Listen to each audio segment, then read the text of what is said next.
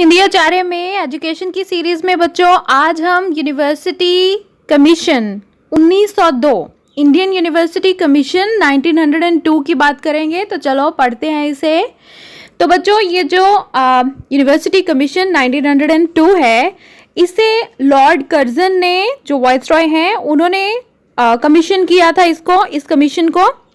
तो उन्होंने ये इसलिए बनाया था क्योंकि वो फील करते थे कि जो यूनिवर्सिटी एजुकेशन है इंडिया की, वो आपको पता है ना बच्चों की जब यूनिवर्सिटीज़ बनी थी सबसे पहली बार वुड्स डिस्पैच की वजह से, तब उसमें लिखा गया था कि इंडिया में यूनिवर्सिटीज़ इस्टेब्लिश करनी चाहिए और उनका जो मॉडल है वो लंदन यूनिवर्सिटीज़ होना चाहिए। लंदन की जो यूनिवर्सिटी है वो होना चाहिए इंडिया में जो यूनिवर्सिटीज़ हैं जो बनाई जाने वाली हैं। तो उसके बाद यूनिवर्सिटीज़ बनती हैं, लेकिन जब 1901 की बात है, लॉर्ड कर्जन को ऐसा फील हुआ कि जो लंदन यूनिवर्सिटी का जो मॉडल हमने बोला था इंडियन यूनिवर्सिटीज़ के लिए, वो फॉलो नहीं हो रहा है। तो इसलिए यूनिवर्सिटी एजुकेशन में सुधार की ज़रूरत है। तो इसलिए ये कमीशन जो है एस्टैब्लिश किया गया था। इसके साथ ही प्रोफेशनल एजुकेशन को डेवलप करने के लिए, ख़ास तौर पर टेक्निकल एजुकेशन को डेवलप करने के लिए भी इस एजुकेशन कमीशन को, यूनिवर्सिटी एजुकेशन कमीशन को इस्टेब्लिश किया गया। और इसके साथ ही एक और भी पॉइंट था, ऑब्वियस सा पॉइंट है कि जो यूनिवर्सिटी एजुकेशन है वो अभी भी बहुत हाई लेवल पर मासेस में नहीं स्प्रेड हो रही थी, नहीं फैल रही थी। तो इसलिए जो लॉर्ड कर्जन है, उन्होंने सर थॉमस रेले को चेयरमैन बनाया इस कमीशन का। और उनके साथ ही ये जो कमीशन है इसके अंदर 2 इंडियन मेंबर्स भी थे, जिनका नाम है जस्टिस गुरदास बनर्जी और सैयद हुसैन बेलगर्मी। तो ये 2 इंडियन मेंबर्स हैं, इनके भी आपको क्वेश्चन में नाम पूछे जा सकते हैं कि Indian education commission, Indian university education commission 1902 में इंडियन जो मेंबर्स थे उनके बारे में बताइए। तो सैयद हुसैन बेलगर्मी और इसके साथ ही जस्टिस गुरदास बनर्जी हैं। अब ये जो यूनिवर्सिटी एजुकेशन कमीशन है, यूनिवर्सिटी कमीशन 1902, यूनिवर्सिटी कमीशन 1902 जो है, इसकी जो रिकमेंडेशंस हैं बच्चों, इसकी रिकमेंडेशंस को क्योंकि उस टाइम पर आज़ादी का संग्राम चल रहा था, भारत के लोग अंग्रेज़ों से आज़ाद होना चाहते थे, तो उस टाइम पर मतलब इसकी जो रिकमेंडेशंस हैं उसको बहुत ही नेगेटिव तरीके से लिया गया। ये बिल्कुल ही अंग्रेज़ों की सपोर्ट करने वाली रिकमेंडेशंस थी। उनको भी हम एक एक करके पढ़ेंगे आगे इस वीडियो में।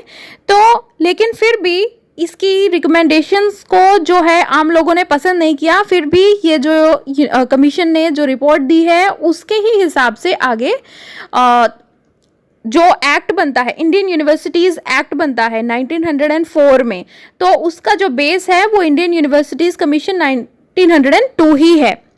और इसके साथ ही बच्चों एक और चीज़ है ध्यान देने वाली कि ये जो कमीशन बना है 1902 में, ये शिमला कॉन्फ्रेंस 1901 के बाद बना है। तो शिमला में एजुकेशन से रिलेटेड एक कॉन्फ्रेंस हुई थी 1901 में। उसमें ये डिसाइड किया गया था कि एक कमीशन बनाया जाना चाहिए इंक्वायरी के लिए और रिकमेंडेशंस के लिए। तो फिर ये कमीशन, यूनिवर्सिटी कमीशन 1902 बनता है और फिर ये अपनी रिकमेंडेशंस देता है और रिकमेंडेशंस को एक्सेप्ट किया जाता है गवर्नमेंट के द्वारा, मासेस के द्वारा नहीं लेकिन गवर्नमेंट के द्वारा। और फिर यूनिवर्सिटीज़ का जो एक्ट बनता है वो 1904 में भी यूनिवर्सिटी कमीशन के ऊपर ही बेस्ड है। ठीक है बच्चों, अब आगे इसके रिकमेंडेशंस को अच्छे से पढ़ेंगे हम। तो जो यूनिवर्सिटीज़ को लेकर कमीशन ने जो सजेशंस दी हैं, रिकमेंडेशंस दी हैं, उनको पहले पढ़ेंगे हम।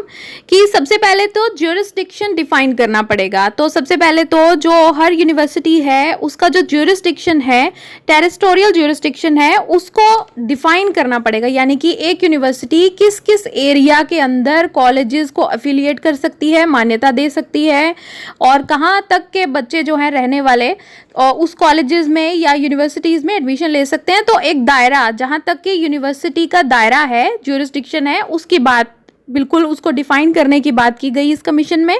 और इसके साथ ही जो एडमिनिस्ट्रेशन है यूनिवर्सिटीज़ की, उसको भी आगे हम पढ़ेंगे कि किस तरह से उसको भी रीऑर्गेनाइज करने की ज़रूरत है। फिर उसके बाद सुपरविजन ऑफ अफिलिएटेड कॉलेजेस, तो यानी कि जो कॉलेजेस हैं, जो मान्यता प्राप्त कॉलेज हैं एक यूनिवर्सिटी के, उनकी जो सुपरविजन है, उनको जो ध्यान से देखना है, ये यूनिवर्सिटी का काम है और इसको और ज़्यादा स्ट्रिक्टली करना चाहिए, ये भी एक रिकमेंडेशन है। और इसके साथ ही कंडीशन ऑफ स्टूडेंट्स, तो स्टूडेंट्स जो है वो किन कंडीशंस में रहते हैं यूनिवर्सिटीज़ में या अफिलिएटेड कॉलेजेस में, इसको भी यूनिवर्सिटी का काम है ध्यान से देखना। और लाइब्रेरीज भी होनी चाहिए, लैब्स वगैरह भी होनी चाहिए स्टूडेंट्स के लिए, ये भी एक रिकमेंडेशन है। फिर उसके बाद करिकुलम की बात हो रही है, मतलब चेंजेस इन करिकुलम की बात हो रही है, तो उसमें substantial changes in curriculum and in methods of examination. तो एग्जामिनेशन के लिए अलग पॉइंट हम पढ़ने वाले हैं, करिकुलम में चेंजेस के लिए भी सजेशन दी है। और फिर इसके साथ ही सेंट्रल कॉलेजेस की बात की गई कि जो यूनिवर्सिटी के अंदर ही सेंट्रल कॉलेजेस भी होने चाहिए, जहां पर जो अपने अफिलिएटेड कॉलेजेस हैं वो हायर या एडवांस स्टडीज़ के लिए अपने बच्चों को भेज सकें। ठीक है बच्चों, यहाँ तक हमें समझ में आ गया कि यूनिवर्सिटीज से रिलेटेड क्या क्या रिकमेंडेशंस हैं। इसके साथ ही इंग्लिश से संबंधित जो रिकमेंडेशंस हैं उनको पढ़ेंगे, और वर्नैक्युलर से रिलेटेड जो हैं, वर्नैक्युलर यानी कि भारतीय भाषाएं, जो भारतीय भाषाएं हैं, अब तक के जितने भी कमीशंस हैं या डिस्पैच हुए हैं, गवर्नमेंट की जो पॉलिसी है, बिल्कुल उस टाइम जब मैकॉले ने माइन्यूट दिया था, बच्चों आप सभी वीडियोस देख चुके हो, तो तब से लेकर अब तक यही हो रहा था कि सिर्फ इंग्लिश को ही प्रमोट करना है। वर्नैक्युलर को धीरे धीरे वो लोग प्राइमरी लेवल तक एक्सेप्ट कर लिया था, लेकिन बोलते रहे कि सेकेंडरी लेवल पर तो इंग्लिश ही चलेगी, इंग्लिश ही चलेगी। अब धीरे धीरे थोड़ी रिलैक्सेशन एजुकेशनल पॉलिसी में आनी शुरू हुई है। अब हम देख सकते हैं यूनिवर्सिटी कमीशन में भी ये कहा जा रहा है कि एमए लेवल तक अगर कोई बच्चा वर्नैक्युलर में यानी कि भारतीय भाषाओं में पढ़ना चाहता है तो उसको एनकरेज करना चाहिए, यानी कि एमए लेवल तक वैसे कोर्सेज होने चाहिए कि वर्नैक्युलर्स में कोर्स किया जा सके। और इसके साथ ही क्लासिकल लैंग्वेजेस को भी पढ़ाने के लिए, अब देखो बच्चों भारतीय भाषाएं दो तरह की हैं, एक तो वो भाषा है जो बहुत ही प्राचीन भाषा है जिनसे आगे भाषाएं निकली, जैसे कि संस्कृत, तो संस्कृत क्लासिकल भाषा है, तो अरबी भी, फारसी भी क्लासिकल भाषा है, तो इनको भी पढ़ाया जाना चाहिए। और इसके साथ ही जो इनसे आगे जो भाषाएं बनी है, उर्दू बनी है, हिंदी बनी है, और मराठी, गुजराती, पंजाबी, ये सब संस्कृत से बनी है, तो ये इनको भी, वर्नैक्युलर्स को भी पढ़ाया जाना चाहिए और क्लासिकल लैंग्वेजेस को भी पढ़ाया जाना चाहिए। अब बात करते हैं कि इंग्लिश के बारे में कमीशन ने क्या बोला है। ज्यूरिस्डिक्शन डिफाइन तो होगी, ये गलती से टाइप हो गया, ये यूनिवर्सिटीज़ का ज्यूरिस्डिक्शन है, ये हो गया है। इंग्लिश के बारे में अभी हम बात करते हैं कि English should not be taught till the student is able to know what is being taught to him. ये बहुत ही इंपॉर्टेंट पॉइंट है स्टूडेंट्स, इसको बहुत अच्छे से समझिए कि पहली बार एक कमीशन है जो ये बोल रहा है कि बच्चे को अंग्रेजी तब तक पढ़ाने की ज़रूरत नहीं है जब तक कि उसको समझ नहीं आ रहा कि उसको क्या पढ़ाया जा रहा है।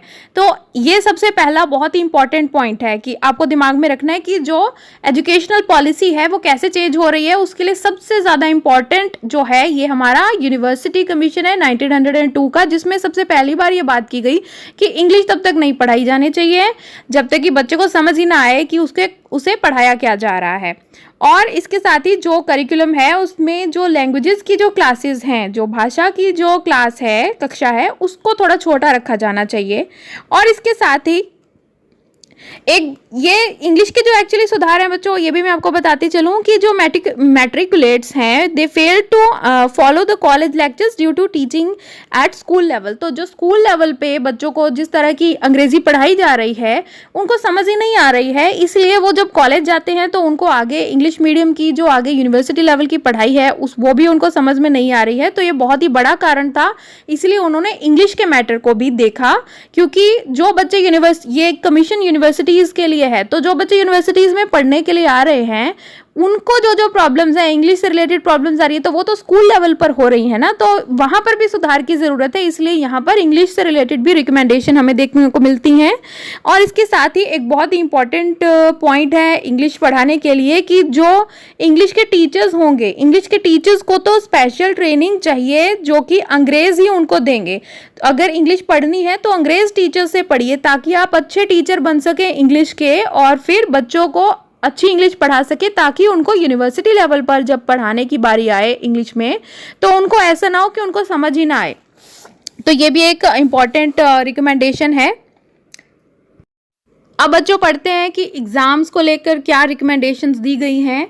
तो ये तो कमीशन ने माना है कि जो एग्ज़ाम्स होते हैं वो नेसेसरी ईविल हैं, यानी कि एक ऐसी बुराई है जिससे हम छुटकारा नहीं पा सकते, इस बुराई के साथ तो हमें चलना ही पड़ेगा, यानी कि एग्जामिनेशंस तो होंगे ही। इसके साथ ही जो कमीशन है वो ये कहता है कि अगर आप इंटरमीडिएट एग्ज़ाम को अगर आप अबॉलिश कर दोगे तो वो उसके फेवर में नहीं था, यानी कि स्कूल लेवल के बाद में यूनिवर्सिटी लेवल में पढ़ने के लिए जो बीच में जो इंटरमीडिएट एग्ज़ाम है जिसको पास करना होता है उसको अबॉलिश नहीं करना चाहिए, उसको रखना चाहिए, वो ज़रूरी है, ऐसा कमीशन ने कहा। और इसके साथ ही अपीयरिंग प्राइवेटली इन एग्जामिनेशंस, तो इसके लिए भी कमीशन ने कहा ये भी एक अच्छी प्रैक्टिस नहीं है कि मतलब एग्ज़ाम्स हैं तो एग्ज़ाम्स के लिए आप सीधा एक प्राइवेट कैंडिडेट की तरह सीधा आप सिर्फ एग्ज़ाम देने के लिए आ रहे हो, तो इसको भी कमीशन ने बोला कि नहीं, इसकी सपोर्ट नहीं की कमीशन ने। अब और रिकमेंडेशन पढ़े उससे पहले एक चीज़ और समझते हैं बच्चों कि ये जो कमीशन है ये इसको समझने की ज़रूरत है कि इसके ये जो कमीशन है इसके लिए रेवोल्यूशनरी चेंजेस लाना बहुत ज़्यादा ज़रूरी नहीं था। ये कमीशन ऐसा नहीं था कि हम ये जैसे वुड्स डिस्पैच ने बहुत ज़्यादा रेवोल्यूशनरी चेंजेस ला दिए इंडिया की एजुकेशन के लिए, हालांकि वो फॉलो नहीं किए गए वो अलग बात है, लेकिन उसमें ऐसी ऐसी बातें थी जो कि बहुत ही रेवोल्यूशनरी बातें थी जिसने बहुत सारी चीज़ें चेंज भी की हैं एजुकेशन से संबंधित। तो ये जो कमीशन है यूनिवर्सिटी कमीशन, इसमें कोई रेवोल्यूशनरी चेंजेस लाने की कोई बात नहीं थी, वो केवल जो एग्जिस्टिंग एजुकेशन का पैटर्न है उसमें रिकमेंडेशंस देने की बात थी, और वो रिकमेंडेशन कोई बहुत हाई लेवल के नहीं होंगे।